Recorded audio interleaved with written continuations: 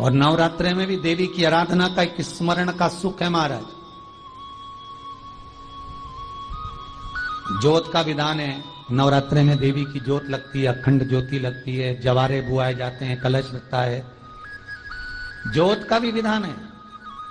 जिसके यहां दिया अखंड जलाया जाता है, अगर वो दिए की लो, दिए की बाती अगर दक्षिण दिशा की होती है तो उसके घर में साल भर में एक घात जरूर होती है।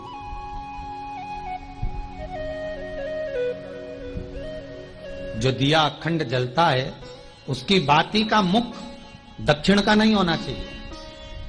अगर आपने देवी भागवत का स्मरण करा हो, देवी भागवत को अगर सुना हो, तो देवी भागवत में स्पष्ट किया गया कि पूर्व की ओर मुख करा हुआ दिया, अर्थात पूर्व की ओर ज्योत जो जलाई जाती है वो संपदा की वृद्धि करती है।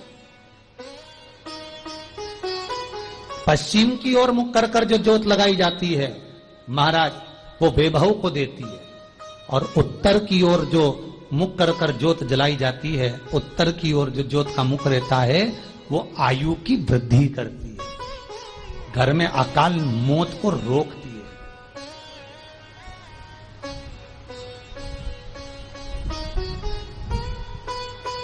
नवरात्रे का जो भाव तत्व है उसको भी अच्छे से समझ लेना। दक्षिण की ओर ज्योत ना लगाएं। अगर आपको लगाना है पूरब की लगाएं, पश्चिम की लगाएं या उत्तर की लगाएं। और जितने दिन महारानी जगदम्बा जगत धात्री दुर्गा भवानी, अब की बार माता जी घोड़े पर आई है।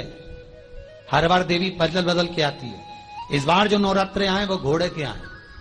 तो घोड़े पर जो देवी जी आती है वो समृद्धि को देने वाली आती है, लक्ष्मी की वृद्धि करने वाली आती है। जैसी घोड़े की रफ्तार होती है उस रफ्तार से लक्ष्मी घर में आती है। तो ये मत सोचना कि कोरोना महामारी ने हमको नीचे गिरा दिया या कोरोना महामारी ने रोक दिया, कमाई के स्रोत रोक दिए, धन रोक दिया। चिंता मत करना। मेरी मां जगत जननी दुर्गा भवानी अब की बार घोड़े पर आई है।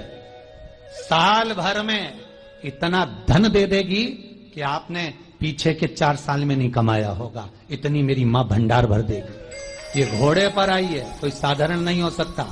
देवी भागवत में स्पष्ट किया गया, जब जगदम्बा मगर पर आती है उसका भाव अलग है, और जगदम्बा जब हाथी पर आती है उसका भाव अलग है, और जगदम्बा जब घोड़े पर आती है तो जगत को समृद्धिवान बना देती है, वैभव में कमी नहीं आती।